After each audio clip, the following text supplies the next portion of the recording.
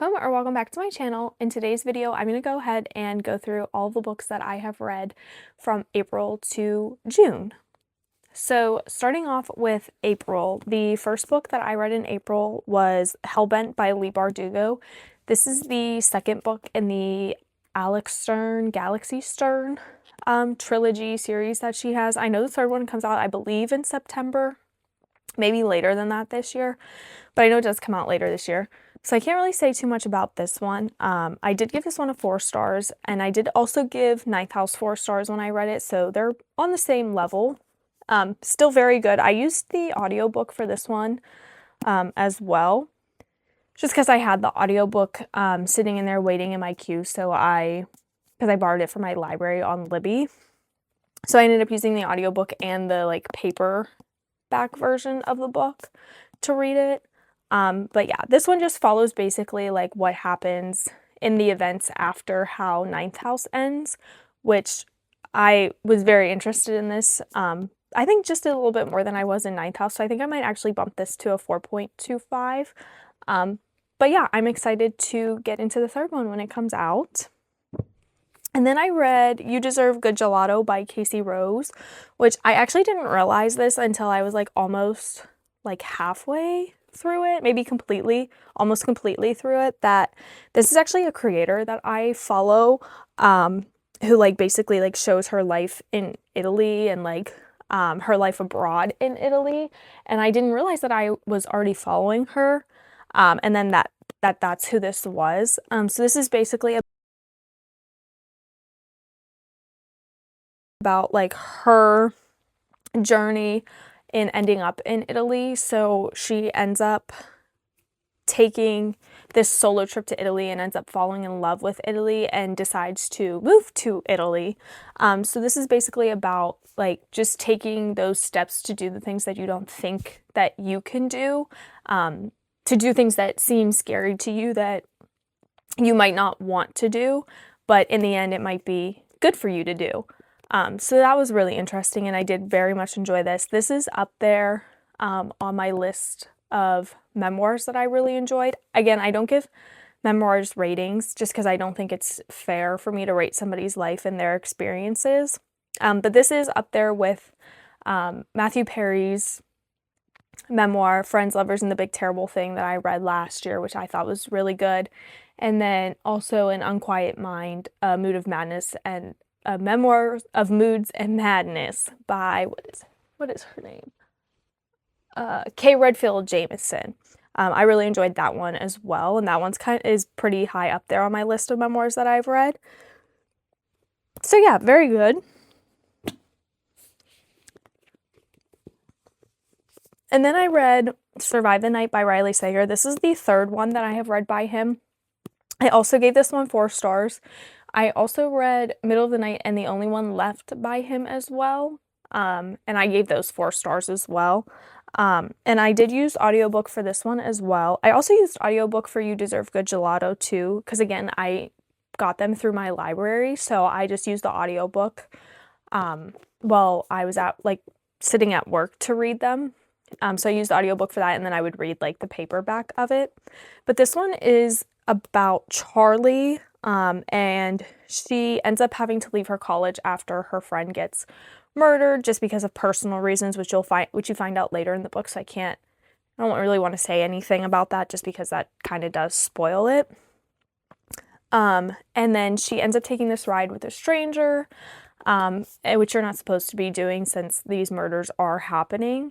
But she ends up taking this ride with a stranger, and things end up taking a turn. And all I'll say is I guessed at first who the serial killer was going to be, and then I kind of backtracked myself, and then I ended up being right. So you can guess who it's gonna be just purely based on character elimination, if that makes sense. But yeah, I did really enjoy this one, and I honestly don't think I really saw who the serial killer was coming. And then the last one I read in April is Mary, An Awakening of Terror by Nat Cassidy. This one I also used the audiobook for, and I think I solely used the audiobook for this one, even though I do have the paperback version. I did follow along at some points in the book, But I mainly used the audiobook just because I was listening to it while I was doing chores and cleaning and those types of things. And I gave this a 3.75 stars. I personally thought, and I think it is marketed as a horror book, I personally thought that it was going to be more along the lines of like horror, gore, like kind of how like Stephen King is for me, which I guess maybe it is on par with that. But I don't know, I just thought it would be more in the horror genre than it felt like it was for me. It felt more of like a mystery thriller or like a character study.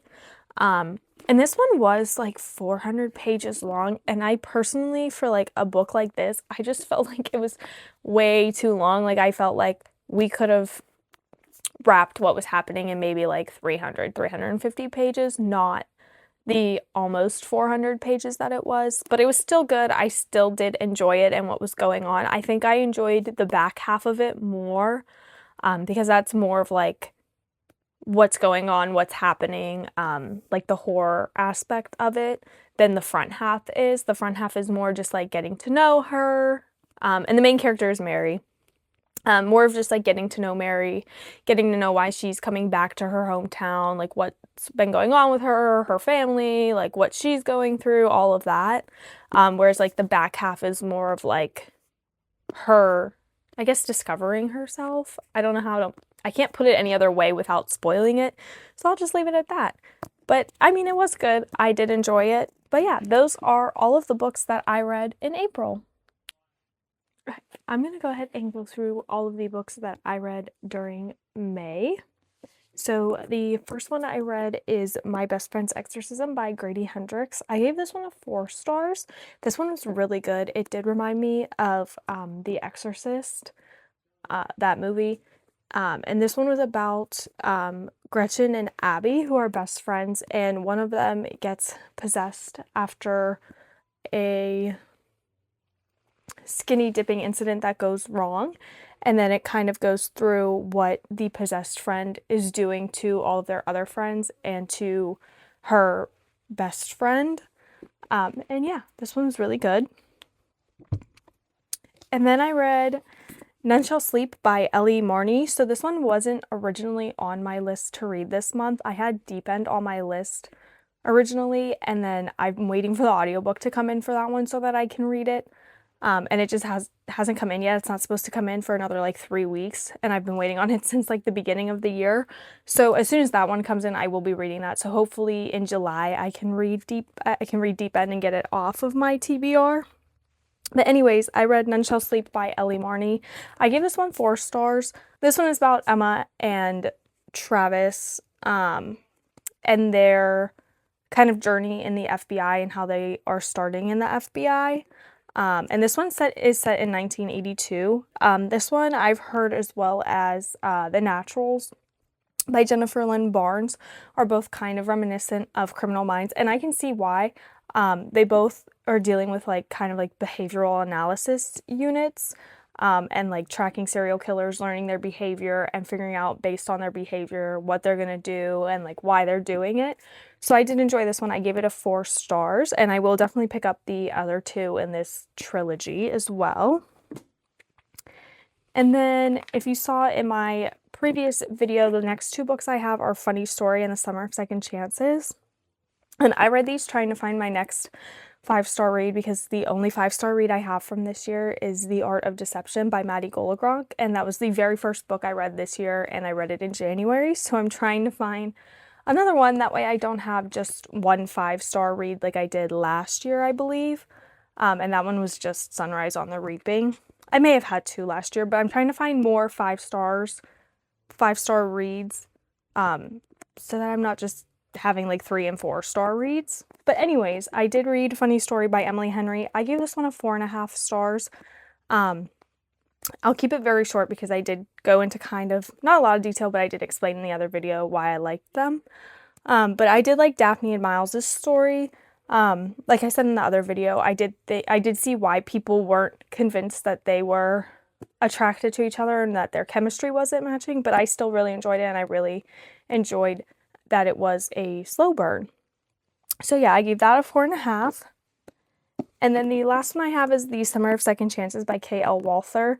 This one is a YA romance, and I'm slowly working my way through her books. I think I have 3 more after this to read, and I have 2 I know that I'm getting to at the end of the year for her. And then I think I have 1 left. Yeah, I have 1 left to read. So I still have 3 left by her to read. This is my 4th book by her. And this one is not like the sequel to The Summer of Broken Rules, but it's set in Martha's Vineyard just like The Summer of Broken Rules is, and there are a lot of overlap between the characters that show up in The Summer of Broken Rules and that show up in here. So you do see Meredith, you do see Whit, you do see a lot of those characters in here again because they're both on the same little like part of Martha's Vineyard. But this one was really sweet. I really liked seeing how Cotter and Olivia's friendship developed, and then as well as like her thoughts and feelings about what's going on with her grandmother, which again, I explained this in the trying to find my next 5-star read video, so I'll keep it short. But yeah, I give this one a 4.25. And those were all of the books that I read in May, so I will go ahead and get into my June books. Okay, I'm going to go ahead and go through the books that I read in June, and I read most of them in paperback and audio. There's one book that I used my e-reader for and the audiobook for, so I'll have to insert a picture of that one. But starting off June, the first book I read is... Okay, so while I was editing, I realized that I gave the wrong synopsis of The Naturals, and I was giving the one for None Shall Sleep. So The Naturals is actually about Cassie, and she gets recruited into the FBI in this like behavioral analysis unit, and she's basically training and like trying to solve these cold cases for the FBI. And while that is going on, a copycat killer comes back that is very reminiscent of what happened to her mother. So they are also going through and trying to figure out what's going on with that and what's happening with that. But yeah, I did give that one a 4.25. The next book I read was The Psychology of Money by Morgan Housel. I want to say that's how you say that last name. And this one's just a nonfiction, basically about lessons about wealth and being greedy and happiness and all of that. So I gave this one 3 stars. It was good. It's just a nonfiction book, so I don't usually go higher than 3 stars on those unless it's something that I'm super interested in. But yeah, I read that one. And then the one that I don't have a physical copy of yet is Wild Dark Shore, and that was the 3rd book that I read this month. And I gave this is the one that I read on my Kobo, and I used the audiobook for it. I think I got like halfway through it on my Kobo, and then I was coming up on the end of the month, so I just decided to finish it out on audiobook. So I did that, and I ended up giving it a 4.5 stars, and that one is about a family that lives on this remote island kind of near the Antarctic. I think it's set between New Zealand and Antarctica. They're on this remote island, and it's this family, and this stranger washes up on shore, and she's injured, and they're like, this family is on this island, and there's a research facility, and this stranger comes along and washes up on shore, and they're kind of navigating, like packing up this research facility to leave the island due to climate change and like what this stranger is doing on the island and everything that's happening. So yeah, I gave that one a 4.5 stars. I very much enjoyed that one, and I'm just waiting for it to come out in paperback to get my hands on it so that I can add it to my shelf. And then the last one I read in June was My Policeman by Beth Ann Roberts. I gave this one a 3.5 stars. I enjoyed it. I just don't think I realized quite what it was about, and that it followed Marion, and then it followed her lover's lover, I guess, to put it that way. So I didn't realize that it was you would get 2 people's versions of what was happening and versions of the story, but I also thought that was a cool touch to the story, that it was like 2 people's perspectives on the same things that were happening and what they were going through. But yeah, I did enjoy this one, and I gave this one a 3.5 stars. Alright, so those are all the books that I've read from April to June and my thoughts on them. And I will see you guys in the next video, and don't forget to like, comment, and subscribe.